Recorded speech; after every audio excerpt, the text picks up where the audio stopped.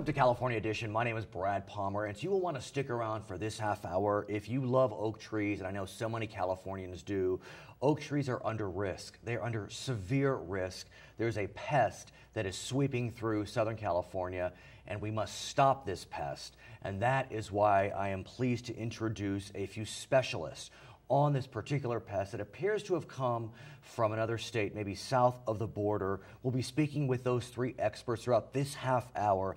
And we start with Tom Scott. He is a natural resource specialist with the University of California.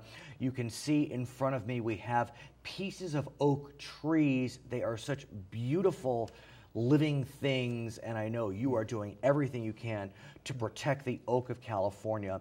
Let's talk about the pest that is causing so much damage to these oak trees.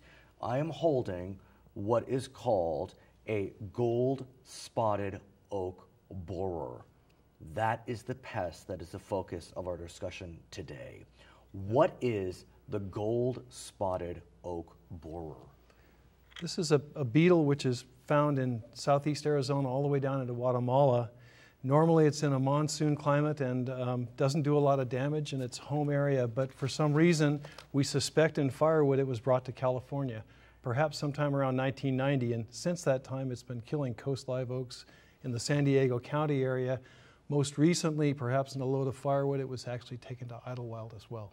So let's talk about this pest, what it is, what its life cycle is, and then we can get a bigger sense of what the problem is and how we as Californians can help to combat it.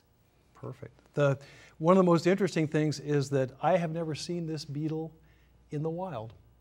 For 10 months out of the year, this beetle is damaging the inside of an oak's trunk. You don't see it.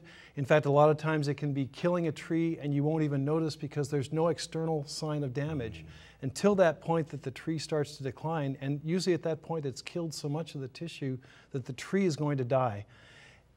Every summer, for about a 2-month period, the adults emerge out of these trees, go up into the canopy, feed enough that they can reproduce, come back down and lay eggs on the trunks of trees, and then disappear again. So it's almost been a ghost moving through these systems, but it's a ghost that kills from 50 to 90% of the really large specimen adult trees that you find. And so literally it starts with a simple laying of the eggs. We then see the larva, the pupa, and then the pupated adult, and then they're doing their damage. Yeah, and the sad thing is that in a lot of cases we see trees that are damaged to the point where there's no return. The tree is going to have to be cut down.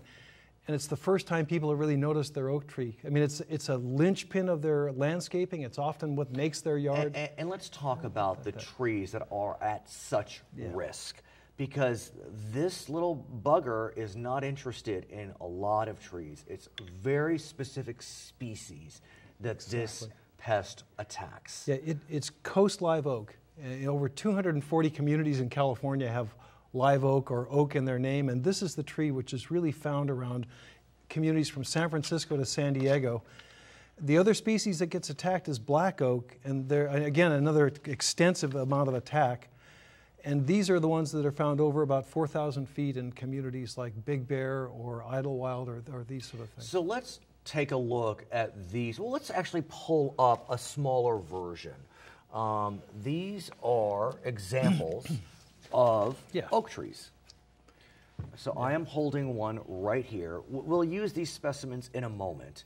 But explain to us what we are seeing on this piece of tree. You have one as well. This piece of bark. Now, it's really interesting to look at a piece of bark. This is the skin of the tree, and underneath that is the cambium, the part of the tree that really pushes water and nutrients up, and then the bark itself is what brings down nutrients back to the roots. Well, if you look at this piece of bark, this piece of structure that's so important to the tree, it's riddled with holes. Right. There can be up to 33 exit holes. That is 33 adult beetles moving out of 1 square foot of bark. That's it, 1 square foot. 1 square foot of bark. So, holes. Yeah, by the time these guys exit, you've literally got thousands of beetles coming out of the whole tree. And so I can see these pock marks throughout this piece of bark.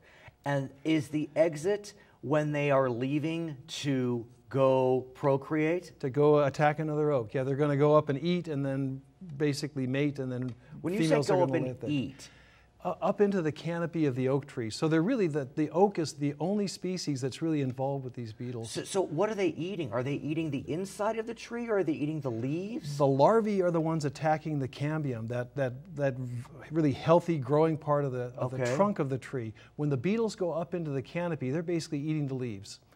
And they're really only eating enough of the leaf that they can get enough sustenance to mate and lay eggs. And then they die again. It's not the adults that are causing the havoc on the trees. It's the larvae. It's the larvae. That is larvae.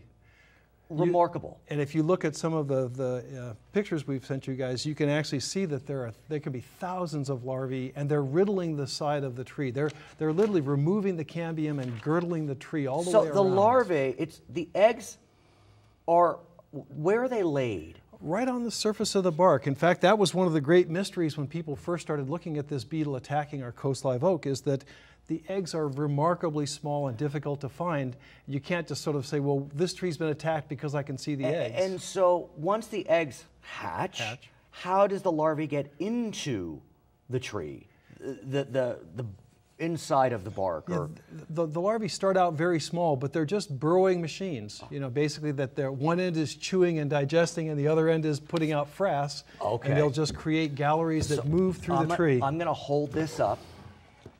And if you can, I think maybe this is a good example.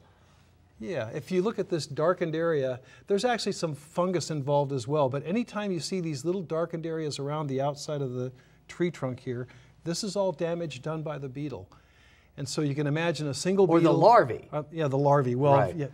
No, it's all good. We use the, yeah, this is basically damage done by the larvae, about 1/8 of an inch track, and it may be 2 or 3 feet long by the time the beetle finishes for the season. The larvae finishes for the season. So is this an example?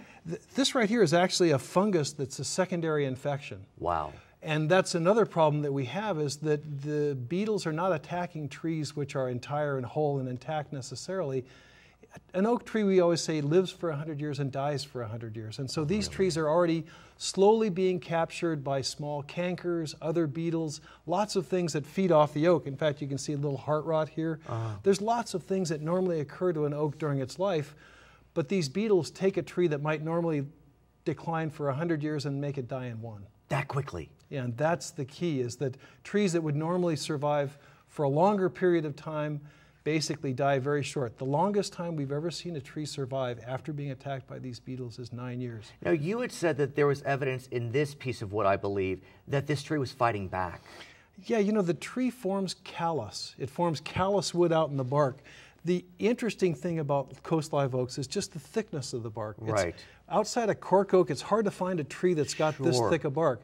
A lot of that's undifferentiated tissue that has the opportunity, just like your skin does, to form a callus. In some cases, the callus forms to keep something out. In this case, the callus forms to try to keep the beetles basically contained in one location. And in a lot of cases, when a tree gets an injury, this callus will eventually turn into new sapwood. So the sapwood's damaged, this callus turns into new sapwood, and it'll eventually heal over, and the tree will go on living for another 100 years. So why is it these trees can't fight back with more calluses? It's a hard question to answer. Really? Probably because they never evolved with a beetle that does this much damage this quickly to the tree. These beetles have been separated, or the place where the beetles evolved has been separated from these trees for probably 5 to 10 million years. Literally. So these trees, really good at getting through a fire. This thick bark protects them. They're not adapted to having a beetle that comes in and does such extensive damage over such a large area. Okay, when we come back, sir, I want to speak with one of your colleagues. His name is Kevin Turner. He is the program coordinator for the Goldspotted Oak Borer program. They're trying to combat this beetle, as we call it. He's going to talk to us about where some of the most extensive damage is and what is being done to manage this pest. I want to thank you so much for joining us. My name is Brad Pomerance. We'll be right back on California Edition.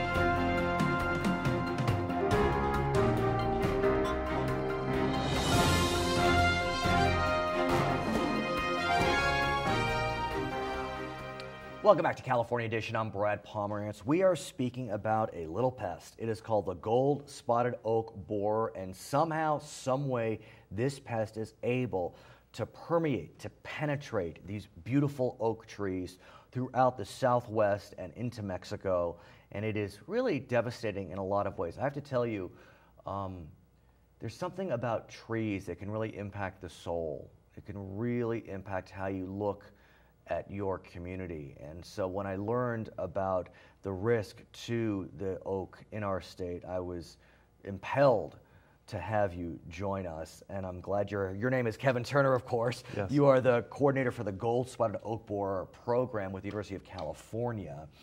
And I understand that in our great state, San Diego County is really at the epicenter of this epidemic. Give us a sense of what San Diego County is suffering. Well, since about actually prior to 2008, they noticed a lot of oak trees dying down the San Diego area, coast live oaks in particular. And it wasn't until 2008 that Dr. Tom Coleman of the Forest Service discovered that it was actually this gold-spotted oak borer, which is not native to the area that was killing these trees.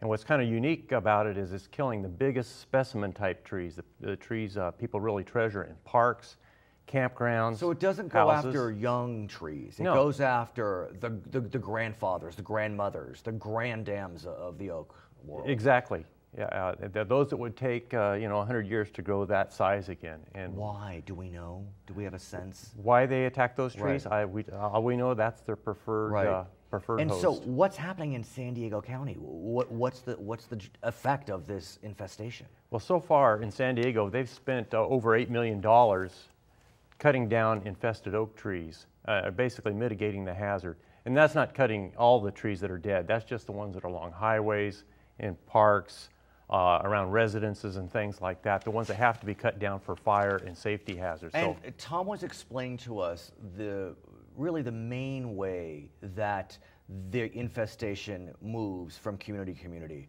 Talk to us about the firewood element, because that is how we as Californians can stop this infestation. We'll talk more about remedies later on, but really zero in on this firewood question.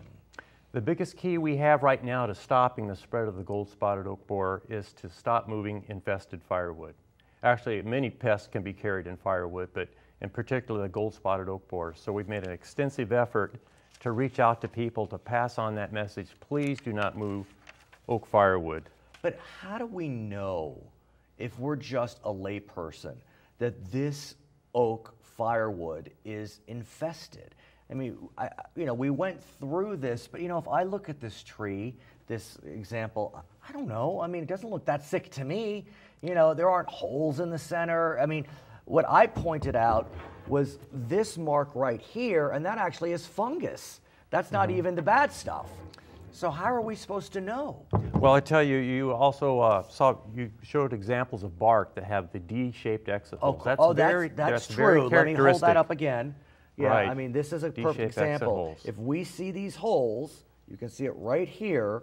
They're very clear. That is clear evidence that there is an infestation, and this bark should not leave the premises. That's right. There's some ways to manage oak firewood where it could still be sold and moved, and that would include debarking, taking the bark all the way off, because basically when they're pupating, they're out there in the outer bark. So oak wood without bark is safe. So they are not, I'm going to hold this up again, the larvae are not interested in this, the meat. The sapwood. The sapwood. Sapwood. They like this stuff. They feed there, but then they spend actually the majority of their lives out there in the outer bark. Way outer. Right. Waiting to finish pupation and emerge as adults. And so if you get rid of that layer and have bark-free wood, then it can be safe. So what are some of the management options that are available to the public right now? Well, there's some other firewood management options for infested wood, and that would be what we call a containment strategy. And by containment, we're talking about putting something over infested wood for a period of time until the adults emerge, and then they eventually die from starvation and dehydration. And there's several methods to accomplish that. And that traditionally with pine bark beetles and things like that, you would use plastic tarp and get a good tight seal around the edge with dirt. But we find sometimes plastic tarp for the duration that it needs to be on top of this oak wood, a lot of plastic will deteriorate in sunlight. You need, what, at least a year? Yeah, yeah, really, it should sit under there about a year. And a lot of plastics, if it's in the sun, it's not going to last that long. This may seem like a goofy question, but could I burn? I mean, could I burn my own infested oak? Well, you certainly could. I mean, that's one way to get rid of the beetle. However, if it's sitting on your yard and you have other oaks, or your neighbor has oaks, those trees are now at risk. So that's why we're urging containment strategy, whether the wood's moved or not. Window screen, aluminum window screen, making a tight envelope will contain the beetles. And if you let your wood cure for a year, then that's a safe way to manage firewood. So there are some options. What about quarantine? There is no quarantine in effect right now, and I don't know that we can actually expect one. So there's nothing to stop this wood from moving from infested areas into non-infested areas. What about pesticides? I mean, for some that's a dirty word, but what about the pesticide option? Well, you know, there are pesticides that are labeled for use on wood borers and on landscaping trees and things like that. There are some pesticides out there. We understand because you have to spray the main trunk and the big limbs, this is not something that could be aerial sprayed. It has to be ground applicated. There's a lot of downsides with pesticides. So we would urge people, if they are going to consider pesticides as part of an integrated pest management option, to only treat trees that are very high value trees, number one because of the cost, and also just to reduce the amount of pesticides. We can't spray the entire forest. Is there a certain type of pesticide that people should look toward if they want to engage in that option? There are several pesticides out there that have undergone some trials. Whatever people use, it needs to be registered with the state, and also it would have a federal EPA registration. They need to hire a professional applicator to do it and get professional advice from a certified arborist or professional forester. And should you apply the pesticide to a tree whether or not you see evidence of infestation? Can it be prophylactic? Well, yes. You know, the trials that have been done basically found a tree that's already infested. You're not going to save a tree that's already infested, right? So you basically, it's more prophylactic. Although it may kill some beetles in a lightly infested tree, it might be something to consider. And how do you know if it's lightly infested, moderately infested, or severely infested? Counting exit holes is basically how. But also, we've got a whole guide available at our website to how to evaluate your tree, and it's based on the crown densities and things. When the trees start losing leaves and getting thinner, it's probably already too late. Are life cycles the same? Is it always that they lay eggs and... Yeah, and they do one generation a year. That's actually makes this beetle a little bit more manageable. It only does one generation a year. What month? Well, basically they'll go through once a life cycle in a year. Some bark beetles and things like that can have multiple generations in a summer. So the adults do emerge around in the middle of the summer. So it's not as if they have a season per se where... Yeah, they're always there, but the emergence period. But instead of pumping out multiple generations in a single year, any thought just on one generation. Biological controls? You know, biological control, the Center for Invasive Species Research here at the University of California, Riverside, is doing some extensive studies into that, looking at predatory wasp and some other insects. And we know that it can be part of an integrated pest management solution, but even with that, it's only going to be a piece of the puzzle. There has to be other things. Actually implementing sterile beetles or somehow trying to put them into the population? That's all part of their research, looking at all these different alternatives to do biological control. How close are we? I mean, it seems like, you know, the time is now.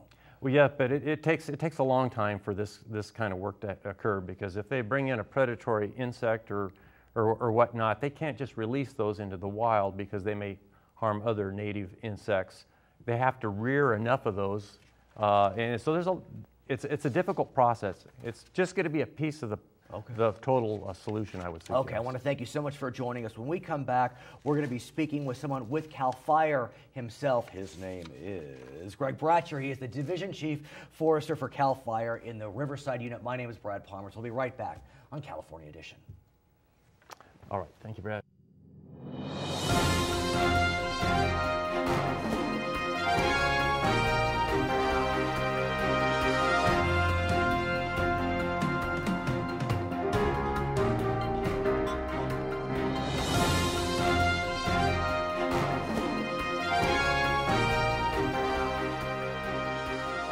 Welcome back to California Edition. I am Brad Pomerance. We are talking about a pest that has arrived in California. It is called the Gold-Spotted Oak Borer.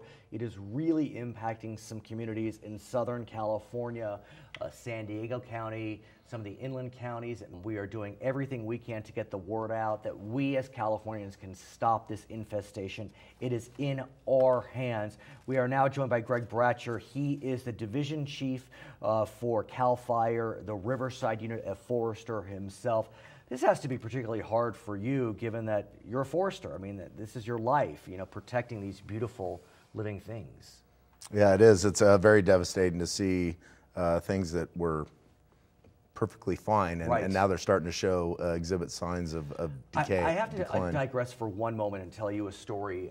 I descend from Eastern Europeans, and I visited Poland, and I went to my grandmother's village, and I met someone that knew my grandmother's family. We lost a lot of members in the Holocaust, and this 84-year-old man took me to the land, and he said to me, "Do you see those oak trees in the distance?" This was through an interpreter. "I know those oak trees. Those oak trees are over 100 years old. They knew your great-grandfather." Oak tree. Yeah. I just got chills thinking about that story. Those were his words. You know, an 84-year-old man. I mean, that's what the oak tree means, you know, to so many people, is that they're part of our lives. Oh, they're very important to our lives, and a lot of our critters that we have in the forest too, our mammals, amphibians. Yeah, let's talk about the environmental impact. Obviously, it can impact aesthetics, but it's not just aesthetics, Chief. It's more than that. Talk to us about the environmental laws. Our oak trees provide essential habitat for our mammals, our birds, our reptiles, amphibians, and our insects. Be specific. Be really specific. Well, I mean, as easy as acorns for our squirrels and our deer populations. That's a major food source for them. They come off oak. They do, exactly. They also offer habitat protection from rain, predators, sun, and shade, and then roosting and nesting habitats also. And so in some communities, are you seeing the impact to deer, to squirrels? I mean, are they roaming around looking emaciated? In San Diego, there's no doubt that there are some areas that things have changed rapidly. I'm in Riverside, and we have just been introduced with this pest, and that's where our focus is now, is so we can hopefully curb this before we get to some other areas. And look, Riverside County, San Bernardino County, they go to the Arizona border. I mean, how is it that you came to determine that, oh no, it's jumped to our counties? There was one tree that caught, actually our unit forester for San Diego lives in Idlewild, and she called my office and said there's a tree she'd been watching for some time and asked that I go out and take a look at it. And unfortunately, you saw the holes? We did. We saw one hole, actually. It's been difficult at the stage that we're at with this pest. One hole, but the canopy had been, it was starting to decline. So is that a tree you can save, or is it just too late? That one, we deemed it to be removed and to be sent off for it to be ground. Oh, let's talk about grinding. The one way that we know that we can treat the pest for now and to absolve any of the wood from the pest is it has to be ground at a grinding facility with a 3-inch minus or less size screen. So it goes through the grinder, the material that falls through the caging, which has these 3-inch squares, that's deemed to be that size. That's the only way we know how to destroy the larva. What happens with the wood? The wood, once it's ground, it's deemed clean as far as the Ag Commissioner's office is concerned. It's deemed clean. And it can go into soil amendments, sent off for burning. Okay, well that's good news. What about fire hazard? Yes, the death of the trees, we know it takes an amount of time. It could be up to 4 years before the tree is actually completely dead.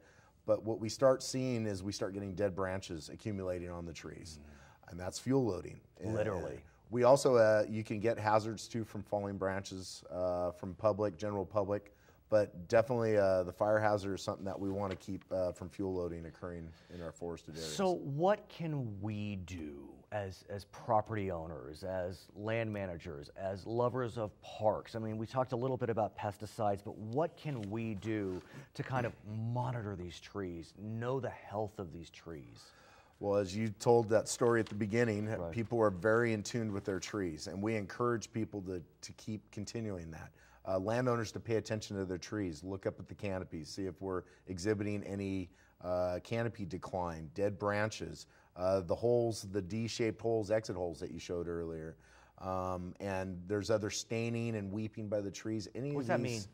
You can get black staining. The tree is basically trying to get rid of the pest, so it'll start producing some sludge and trying to get it out of there. Wow. So if you see any of these characteristics going on, you can go on to the UCR website and put all your information down so they'll know what's going on and where it is. And we also have a GSOB hotline. Or GSOB is Goldspotted Oak Borer. Yeah. Correct. Okay, tell us. It's I'll put it on the screen. 951-659-8328. And if we sense that, we need to get in touch with you quickly. Absolutely. The sooner we know, and even negative finds are just as important as positive finds. Because then we know about where the infestation is. Now, should we take it into our own hands? I mean, should we just pay the $1,000 it's going to cost? Or, I mean, this can be an expensive process. It is going to be. Right now, we currently are working with federal grant dollars, and we are able to help people remove their trees at no cost to them. Okay, so it doesn't have to cause the havoc financially that it could. Currently, right now, this year, the grant dollars will end at the end of September. So if there's any help we have, it's now. What we're going to do after that, we're still going to have to look at trying to extend the grant dollars and come up with other potential funding sources. Firewood, we keep talking about it. Let's reaffirm the way we need to manage our firewood. Please do not import or move firewood around. There's another website that you can check. It's firewood.com. And check that site, and it'll give you some good rules of thumbs for firewood. But please do not import it. The take-home message is buy it where you burn it. As you have lived through this epidemic, are you seeing a massive wave of these beetles? Is it happening very quickly, very slowly? I mean, as I understand it, we haven't found them in LA County yet. But it can't be that soon. It's got to happen. I mean, if it's already in Riverside County, San Diego, is it in Orange County? Not that we know of yet. How interesting this. I guess San Diego County and Riverside County do touch it at certain places. It does, and the way it works out is actually 50% of the cabin owners, the homeowners, are actually San Diego residents. And they bring their firewood. Potentially that. Okay, so where do we go from here? What's the message? We want people to be vigilant about watching their trees. We also want them to be aware of where they're purchasing their firewood from, what type of firewood is coming into their area, where it's coming from. So if we buy firewood at a big box, I mean, are we presuming that's safe? And where do we buy firewood? For those that don't chop our own firewood. You want to typically seek out your local tree cutters. Usually they have firewood available. At least we know it's not coming from out of the area and it hasn't been imported from San Diego. I mean, there's no guarantees, and we are getting, part of this is educating everybody. Right. Every tree cutter on the mountain, every landowner, we're getting the word out to every individual on the mountain that may or may not be directly involved with oaks. And really, thank the Lord for that, because we do so cherish our oak. An oak tree had a tremendous impact on my family, as I told you, that story in Poland, and I am just glad that you contacted us so we can get the word out. Please, please, please be vigilant as it relates to your oak. We want to save these beautiful living things. My name is Brad Pomerance. You've been watching California Edition.